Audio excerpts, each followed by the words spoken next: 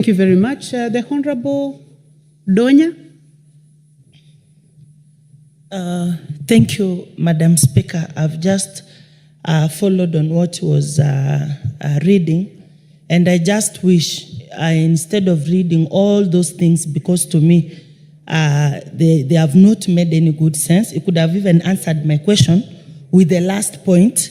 The Ministry of Education is going to look on ways to form a transport policy. That could have worked better. Reason, Madam Speaker, there are schools where learners wake up at 3:45 a.m. They are in school.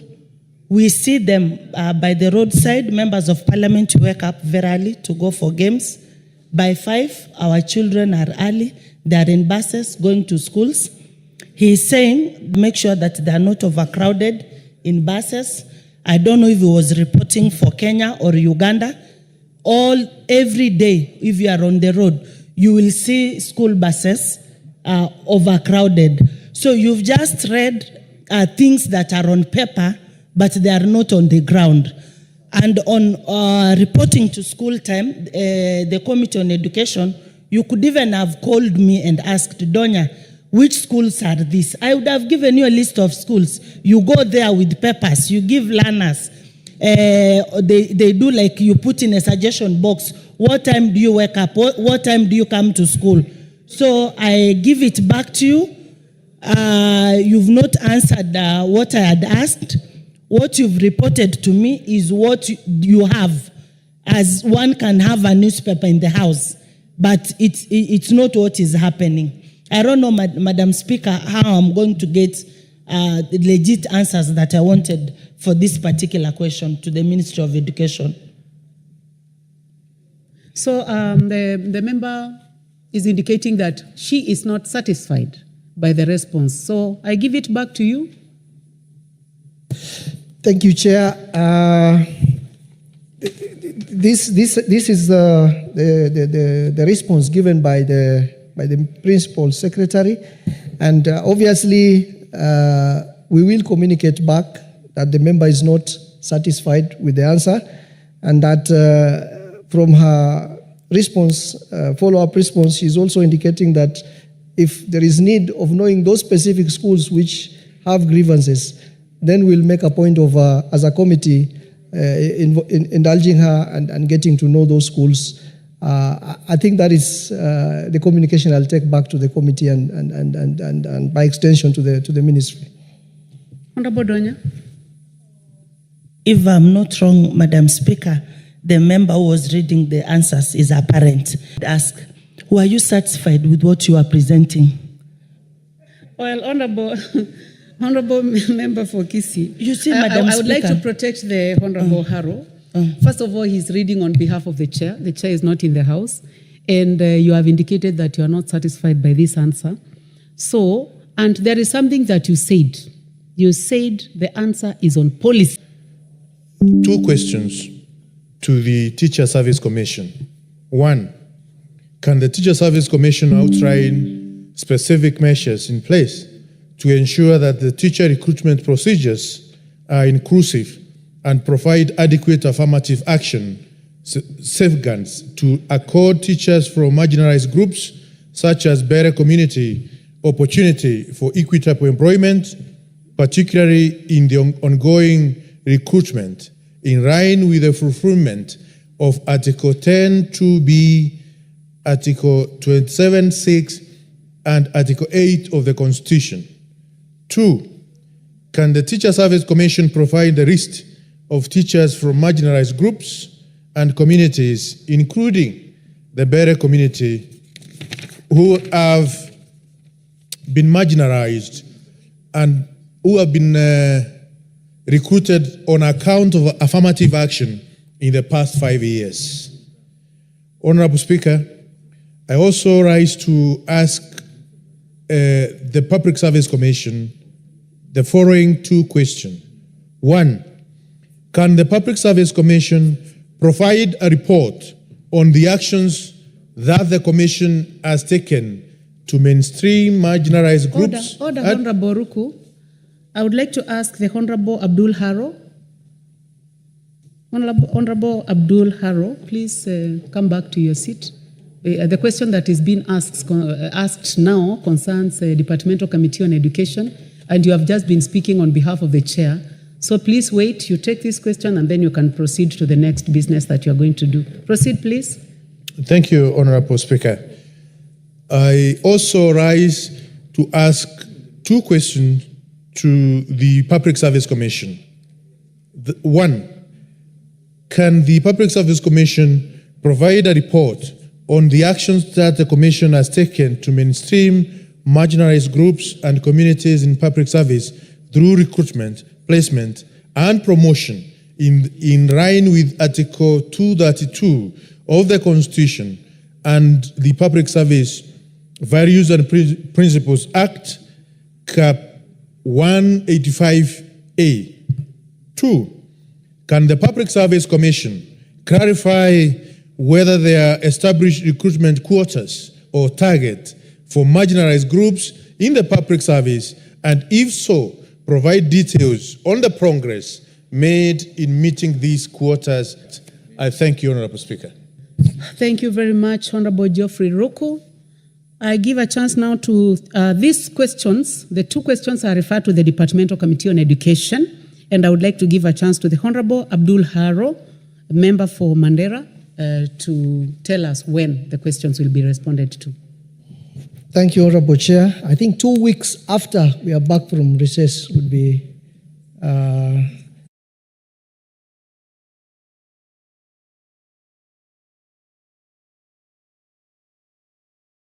Raised?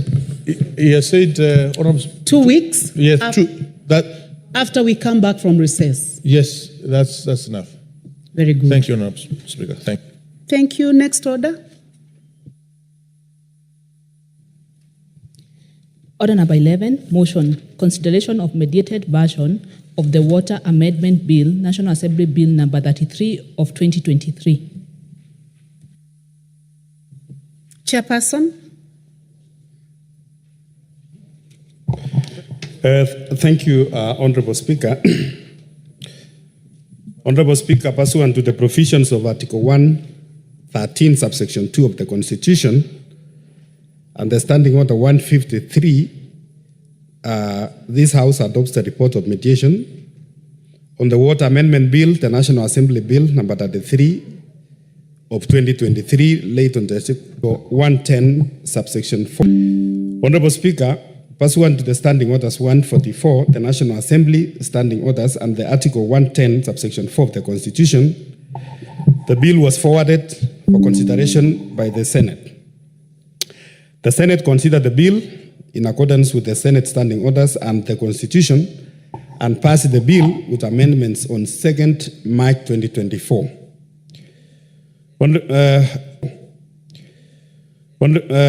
Honorable Speaker, subsequently, the National Assembly considered and rejected some of the Senate Standing Order number 166, subsection 2 of the Senate Standing Orders.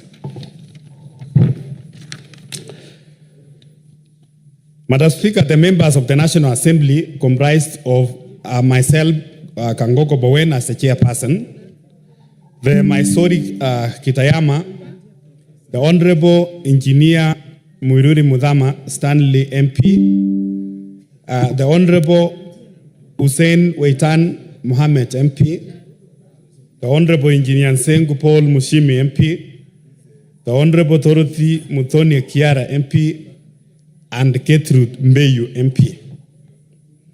And on the part of the Senate, Madam Speaker, there were Senators John Muya Methu MP, Senator Mariam Sheikh Omar MP, Senator Jones Mwashushe Mwaruma MP, Senator Agnes Kavindu Mudhama MP, Senator Beatrice Akinyi Okola MP, Senator Steve Lelengwe Litumbesi MP, Senator Wamatinga Wahome MP. The Honorable Speaker, the Mediation Committee began their sittings on Thursday, 19 September 2024, and pursuant to the Article 113, subsection 4 of the Constitution, the committee was required to agree on the version of the bill and table the report within the 30 days from the first sitting.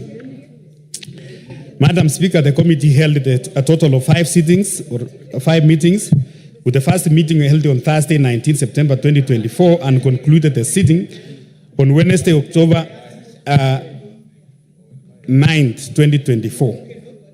The committee considered the clauses of the bill that were under mediation and subsequently agreed on the version of the bill whose report has been tabled for consideration by the House, which I did actually, Madam Speaker, yesterday.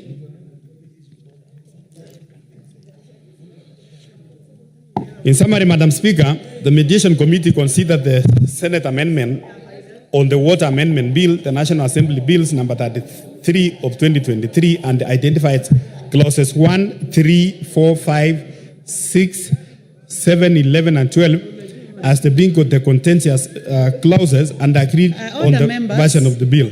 Order members, I would like you to reduce the levels of consultation. It's too high, so that we are able to hear the Honorable Chair. Thank you, Madam Speaker. Kagongo. So, the committee, in arriving at the agreed version, was guided by the provisions of the Constitution, the Water Act, the Public-Private Partnership Act, and other relevant laws. Further, in accordance with the Article 118 of the Constitution, the committee took into consideration the submissions made by the public during the public participation conducted by the National Assembly and Senate as contained in the reports of the 2 houses. Madam Speaker, the main issues of contention were: 1, the subjection of the proposed bulk water purchase agreement by waterworks development agencies and the Water Storage Authority, the contracting authority and the private investor to an economic efficiency criteria set by the Water Services Regulatory Board. In this regard, the committee was able to agree that the proposal by the Senate on the requirement to the subject of water bulk purchase agreements to an economic efficiency criteria set by the Regulatory Board be dropped and instead include the Water Services Regulatory Board, that is a WARSEB, to be among the bodies to be consulted whenever the Water Storage Authority and Waterworks Development Agencies enters into water bulk purchase agreement. Madam Speaker, the mediation committee was of the view that whereas the bill provides for the bulk water purchase agreement will be subject to the Public-Private Partnership Act, which provides the general framework for the visibility and approval of the public-private partnership projects across the various sectors under after Section 32. This does not preclude the House from having more specific requirements for the water sector, given the unique nature of the water services. Further, noting the role of the Water Service Regulatory Board, that is the WARSEB, as the regulator, which is crucial in ensuring these projects meet the higher standards. Madam Speaker, secondly, the other issue in the contention was the non-transferability of completed national public waterworks to counties. The mediation committee considered the clauses 4 and 6 and agreed to retain the provisions precluding the handover of the national public waterworks to counties. Madam Speaker, you may be aware that Section 8 of the Water sets out the national public waterworks, which are financed by the national government share of the national revenue pursuant to the Public Finance Management Act, and are intended to serve the national government functions, hence the same may not be transferable to the county government.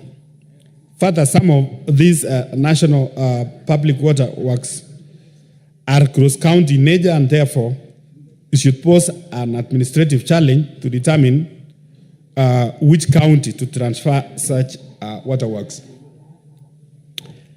Madam Speaker, the third point is that the committee was also able to agree on the issue of the publication of standards to be set by the regulatory board on licensing of waterworks development agencies in provision of the bulk water services as proposed in clause 5 of the bill.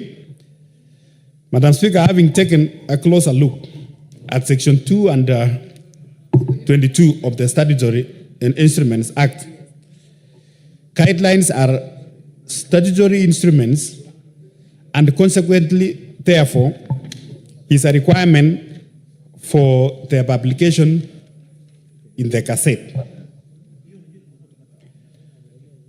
The fourth issue, Madam Speaker, is on clause 7 that provides for an amendment of section 72 on powers and functions of the regulatory board to additionally make tariffs for bulk water services. The committee agreed on a revised version of the clause, which was generally correcting a drafting error and harmonizing the provisions with the existing provision of the Act. The committee agreed to separate the WARSEP authority to evaluate and recommend the water and sewerage tariffs for water services providers from the authority to evaluate and recommend bulk water tariffs for the waterworks development agencies. Given that section 72(1)(c) of the Water Act already provides the WARSEP role in evaluating and recommending the water sewerage tariffs for water service providers, the bill needed to distinctly address the evaluation, recommendation, and approval processes for bulk water tariffs. Madam Speaker, the fifth issue, the committee agreed to delete the clause 11 of the bill that sought to amend section 114 on the objects of Water Sector Trust Fund to enable the waterworks development agencies to benefit from the fund.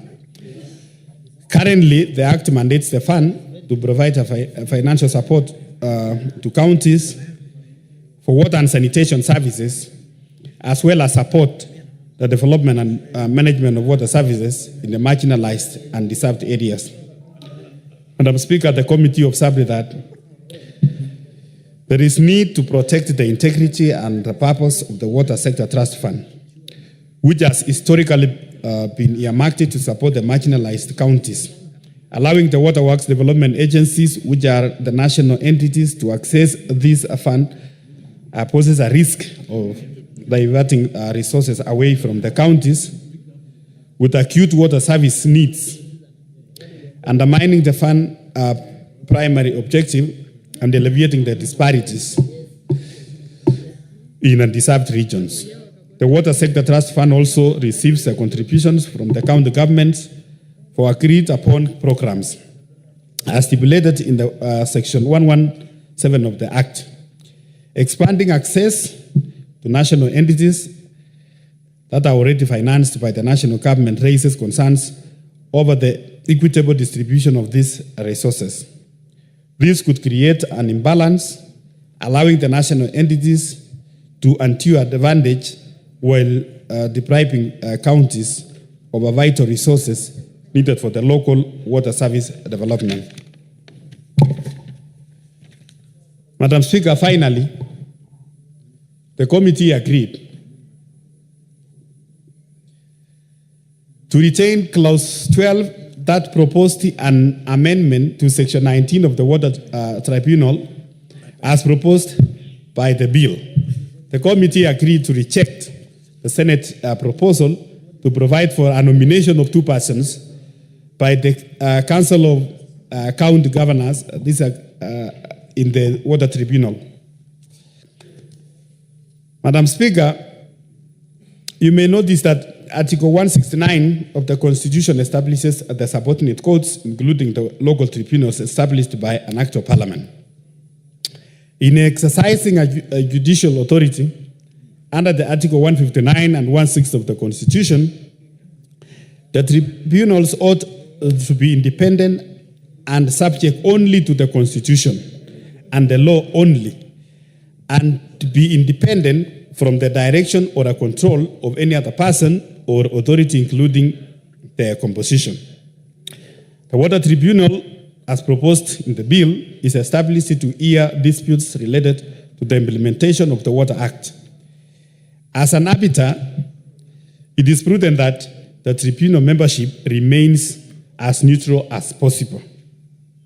Madam Speaker, as I conclude, the committee is grateful to the officers of the speakers, both for the National Assembly and the Senate, for the support they have given the committee, Madam Speaker, since we started the mediation committee to the final of this report. The conclusion. Madam Speaker, finally, I also want to express my appreciation to the members of the committee, both the National Assembly and the Senate, and also to our Secretariat for the committee